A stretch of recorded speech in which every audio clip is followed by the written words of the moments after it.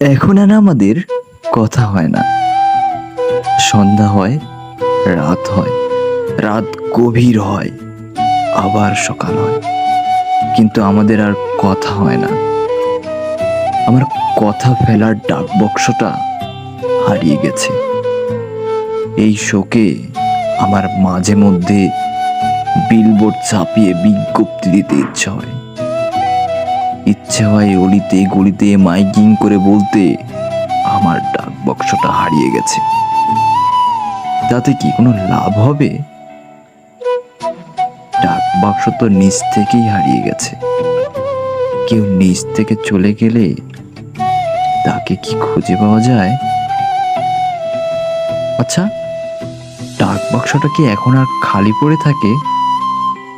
যেন আমার ডাক বাক্সটায় আমি আমার সারাদিনের কাহিনী জমা রাখতাম, নাকি